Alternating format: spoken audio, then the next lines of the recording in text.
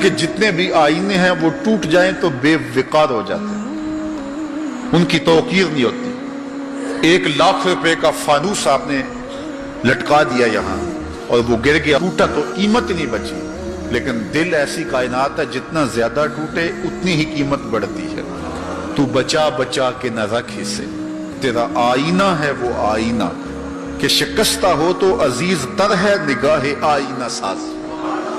اچھا ایک اور بات ہے دل کی، گھر لٹ جائے تو لوگ روتے ہیں گھر لٹ گیا اور گھر برباد ہو گیا، لیکن دل لٹے تو آباد ہوتا ہے۔ اقبال نے کتنے خوبصورت پیرائے میں یہ بات کی کہ قید میں پہنچا تو حاصل مجھ کو آزادی ہوئی،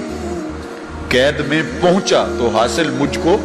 قید میں پہنچ کے تو آزادی چھنتی ہے، لیکن یہ عجیب جہان ہے، قید میں پہنچا تو حاصل مجھ کو آزادی ہوئی، دل کے لٹ جانے سے اس گھر کی آبادی ہوئی۔ تو یہ لٹتا ہے تو آباد ہوتا ہے،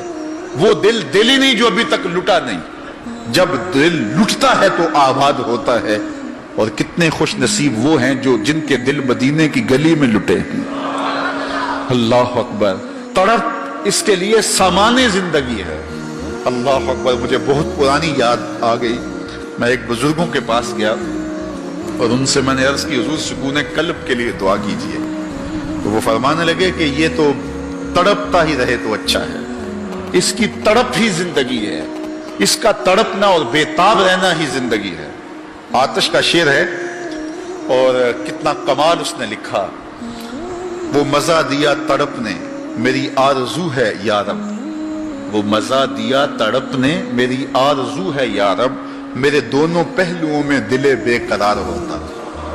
وہ کہتا ہے ایک پہلو میں دل ہے اور وہ تڑپتا ہے یاد محبوب میں، تو اتنا سرور آتا ہے کہ راتیں بیت جاتی ہیں۔ وہ کہتا ہے جب میرے ایک پہلو میں دل ہے تو سرور زندگی نصیب ہو گیا ہے، اگر میرے دوسرے پہلو میں بھی دل ہوتا تو پھر کیا کیفیت ہوتی۔ اور یہ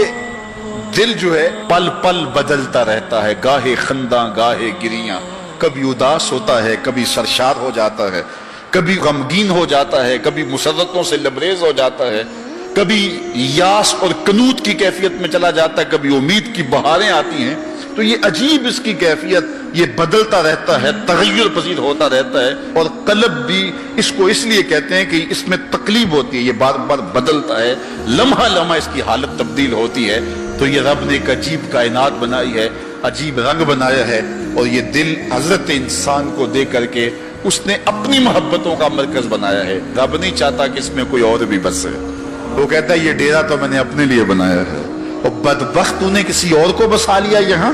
تو نے خواہشات نفس کو یہاں بٹھا لیا، تو نے شیطان کو جگہ دے دی، اس تخت پہ تو میں نے بیٹھنا تھا، یہ تو میرے لیے ہے، یہ تو میری محبتوں کی آماجگاہ ہے، یہ تو میرے جلووں کا مرکز ہے، تو میں نے یہاں نزول اپنی رحمتوں کا کرنا تھا، تو نے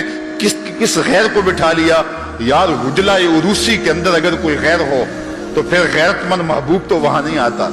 غیرت مند محبوب تو تب آئے گا کہ اسے نکالو میں پھر آؤں گا۔ کہا خواہشات کو نکالو، حرص و ہوا کو نکالو، آرزوؤں اور تمناؤں کو نکالو، دل کو پاکیزہ مصفہ ستھرا منور اور مطہر کر لو، اور پھر آواز دو میرے مالک ہر تمنا دل سے رخصت ہو گئی، اب تو آجا اب تو خلوت ہو گئی۔